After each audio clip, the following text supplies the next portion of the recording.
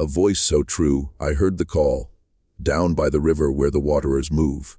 In the spring of 1865, after the Civil War, freedom was finally declared for millions across the South. The echoes of that moment were felt in Memphis, Tennessee, with street parades, prayers inside black churches, and a brief hope that a new chapter of dignity had arrived. Official proclamations were read aloud in courthouse squares, and the Union Army still patrolled the city, reminders that slavery was abolished by law. Yet the promise of freedom was fragile. Stepping out of bondage, many families had no land, no savings, and no legal protection. The change was resisted by former enslavers, who refused to pay fair wages or recognize contracts. Along Beale Street and near the riverfront, freedmen searched for lost relatives, trying to reunite broken families. They carried letters, photographs, or scraps of information, hoping to find a mother, a son, or a husband sold years before. Emancipation was a real legal victory, but the daily life of African Americans in Memphis was filled with uncertainty. While some managed to open small businesses or work as skilled carpenters and dock hands, most were left vulnerable to exploitation. The stage was set for a darker reality. On paper, slavery had ended. Yet, in hidden corners of the city, new systems of control and abuse were quietly being built. The rise of black codes and vagrancy laws. By the late 1860s, restrictive laws known as black codes were passed in Tennessee, designed to keep African Americans under white control. In Memphis, these laws were enforced with cruelty. For vagrancy, a black man could be arrested if he could not prove steady employment. Judges would fine him impossible amounts, and when he could not pay, he was sentenced to labor. In practice, this became slavery under another name. Through black neighborhoods near South Memphis or the outskirts of Shelby County, police patrols often swept, arresting men for standing idly at markets or simply walking without work papers. Women, too, were targeted, accused of loitering or indecency if they resisted harassment. Prisoners were leased out to private farms, lumber camps, and factories from behind the walls of the Shelby County Jail. Railroads also hired them, chained in groups, to clear land and lay track under brutal conditions. It was legal punishment, officials claimed, but in truth, it was a system designed to supply cheap labor to white employers who longed for the days of slavery. Fear was fed into black communities by these laws. Parents warned their sons not to linger on street corners, and churches organized night schools to keep youth away from patrols. A climate of terror was created by the black codes, where freedom was conditional and any small mistake could mean being sold into months or years of forced labor, sharecropping, and debt peonage. The hope to build independent lives as farmers was held by many African Americans in Memphis and the surrounding countryside after emancipation. But without land of their own, they entered into sharecropping agreements with white landowners. On paper, it sounded fair. Freedmen would work the fields and at harvest split the crops with the owner. In reality, it was a trap. For seed, tools, and even food, storekeepers charged outrageous prices, keeping ledgers filled with debts that could never be repaid. From dawn to nightfall in cotton fields, a black family in Shelby County might work, only to learn at season's end that they owed more than they had earned. Illiteracy and dishonest bookkeeping made resistance almost impossible. Year after year, families were told their debts carried over, binding them to the same landowner. It was slavery dressed in the language of contracts. In this system, children grew up, picking cotton alongside their parents and learning early that escape was rare. Those who tried to leave faced threats of violence or arrest under debt laws. For many, the plantation store was as binding as chains had once been. Bales of cotton were carried to markets by the Mississippi River, enriching merchants and landlords, while the families who produced it remained trapped in poverty. By the 1880s, the main form of control had been replaced by sharecropping, replacing the auction block. Yet, whispers spread that some landowners were still doing more than enforcing debts. They were buying and selling workers outright in hidden auctions, a chilling echo of the slave market Memphis once openly hosted, the underground market of human labor. Behind the facade of contracts and wages, a secret trade continued in Memphis. In back rooms of warehouses near the riverfront, or in barns outside Shelby County, African Americans were bought and sold decades after slavery had supposedly ended. Disguised as labor deals, these auctions had papers signed to look legitimate. But everyone present knew what was really happening. As workers under contract, young men were presented, yet bids were made on their strength, stamina, and obedience. Not only for field labor were women valued, but also for domestic service, and sometimes for darker purposes. Again, families were torn apart, with mothers watching their children handed over to strangers who promised to hire them, but never let them return. In secrecy, these markets thrived because money spoke louder than law. Cheap labor was needed by merchants, farmers, and even businessmen in Memphis, and corrupt officials provided cover. At night, some auctions took place, lit by oil lamps, with trusted men guarding the entrances. Fake contracts shielded the buyers from prosecution, transactions written into them. Within black neighborhoods, rumors of these sales circulated. Elders warned the young to avoid certain roads or farms where kidnappings were known to occur. Community leaders tried to alert authorities, but the police themselves were often involved, ensuring silence. A shadow system became the underground market, linking Memphis to nearby counties and even further downriver, where buyers sought workers for fields and mills. By 1882, this hidden practice revealed how fragile emancipation truly was. In speeches and law books, freedom existed.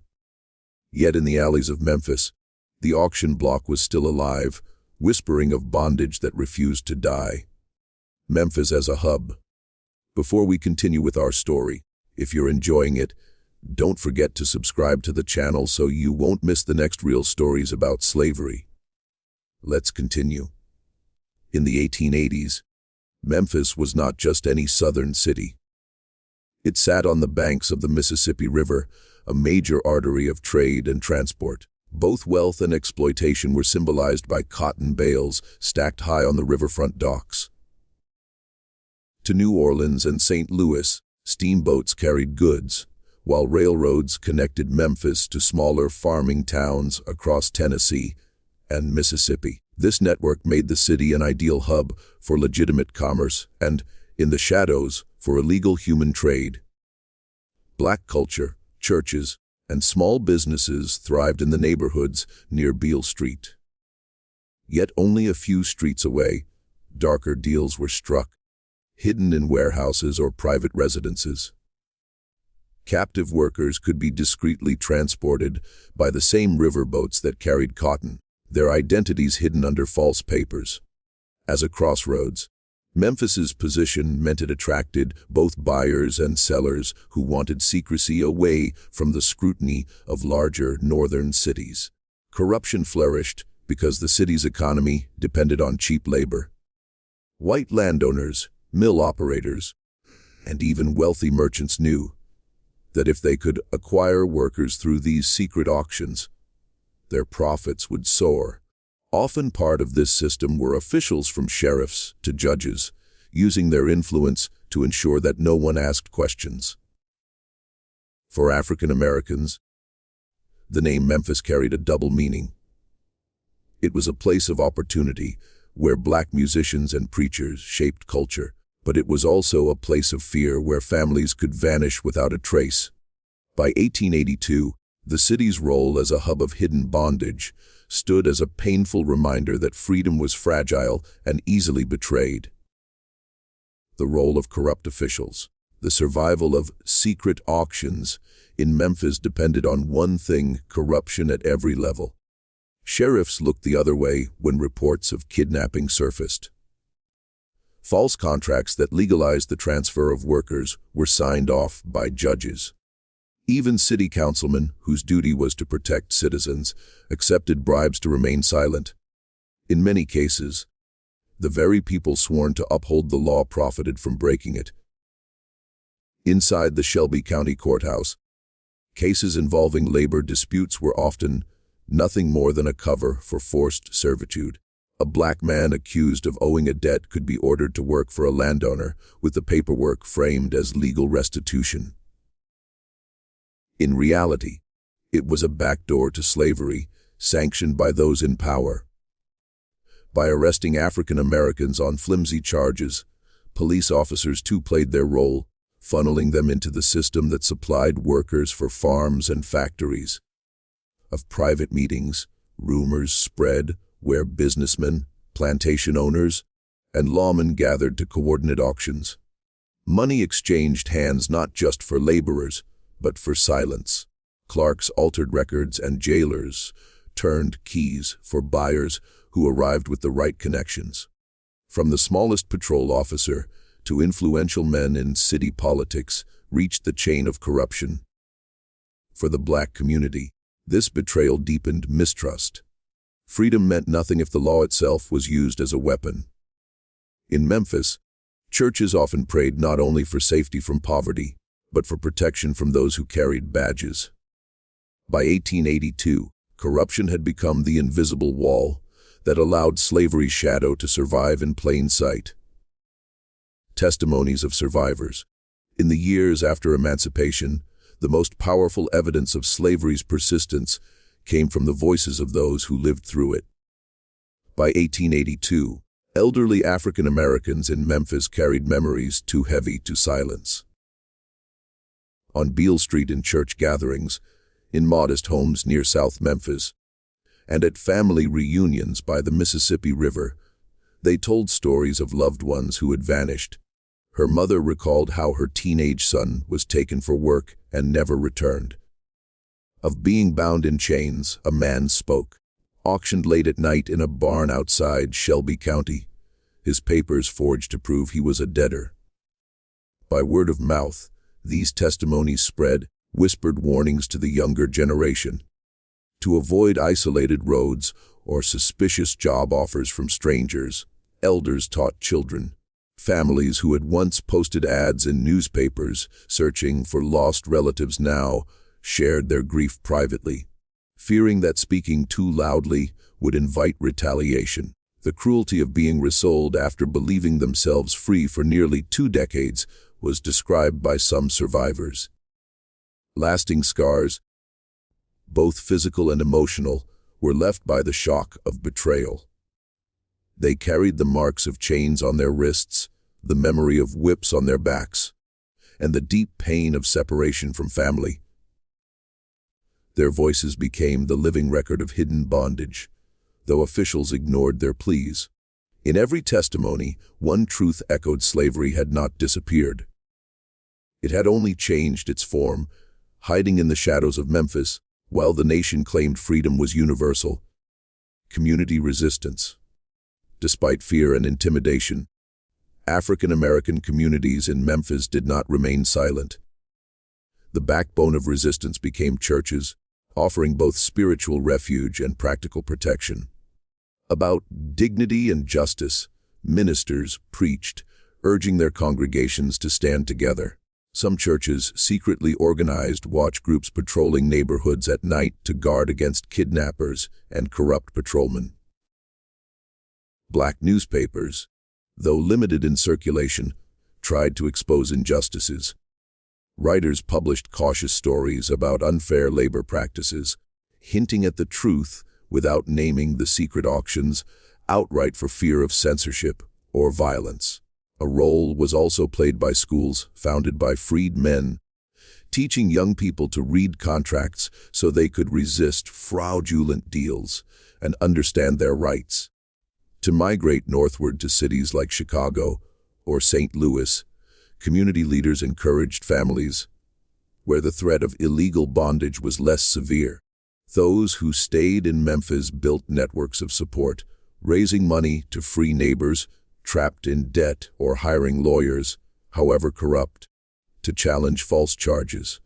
Often in small but powerful forms came acts of resistance. With families who had lost their breadwinners to false imprisonment, women shared food. From work camps, men hid fugitives, guiding them to safer towns. Elders spread oral histories, keeping alive the knowledge of what truly happened in Memphis so the younger generation would never forget. By 1882, an act of both survival and defiance had become resistance. Though the system of hidden slavery was powerful, the spirit of community created a shield, fragile yet strong enough to remind everyone that freedom, though betrayed, was still worth fighting for. The exposure of 1882. In 1882, rumors of hidden auctions in Memphis finally reached ears outside the black community. A young preacher, who had heard repeated testimonies of men and women disappearing, began to speak more openly during sermons on Beale Street. His words stirred unease, and soon reform-minded citizens, both black and white, started asking questions. In hushed tones across the city, stories of barns where men were chained or warehouses where women were hired but never returned began to circulate. One turning point came when a freedman who had managed to escape from a farm in Shelby County revealed details of the auction where he was sold. He described the faces of buyers, the forged contracts, and the sheriff who guarded the door. His testimony, delivered to church leaders and whispered into the ears of journalists, carried the weight of undeniable truth. Though the newspapers were cautious, some printed vague references to illegal practices in the labor trade. Reformers from northern cities visiting Memphis took these whispers seriously. A few began sending letters to national organizations demanding investigation. The exposure did not come with immediate justice. Most officials denied everything, and buyers closed their doors tightly. Yet the year 1882 marked a crack in the silence. What had been hidden in shadows now stood in the dim light of public awareness. For African Americans in Memphis, it was proof that their suffering was finally being noticed, even if justice remained out of reach. The exposure was fragile, but it opened the first pathway toward accountability. Legacy of hidden slavery. Scars that stretched far beyond the 1880s were left by the hidden auctions of Memphis. Often never reunited were families torn apart by these secret sales. Only in prayers whispered at night were children who vanished into forced labor camps remembered. The weight of betrayal was carried by survivors, knowing that freedom had been promised by law, but stolen in practice. In black neighborhoods, the memory of those years became part of oral tradition. Grandparents told grandchildren of the times when, even after the war, bondage returned in disguise. These stories fueled a deep mistrust of officials, shaping how African Americans viewed the law and authority for generations. Just as devastating was the economic legacy. While white landowners and merchants grew wealthy from cotton and river trade, black families remained locked in cycles of poverty, denied the land and fair wages that could have given them stability. Two faces were carried by the city itself, one of progress and culture, another of corruption and hidden chains. By the 20th century, when civil rights movements rose to challenge segregation, activists often recalled the injustices of the 1880s as proof that slavery's shadow had never truly lifted. Memphis, once a hub of the illegal trade, became a symbol of both oppression and resilience. Not just about the cruelty of those who profited is the legacy of hidden slavery. It is also about the strength of those who endured. Their survival, their testimonies, and their community resistance ensured that the truth would not be erased. Even decades later, The memory of Memphis in 1882 stands as a warning of how fragile freedom can be and how fiercely it must be defended.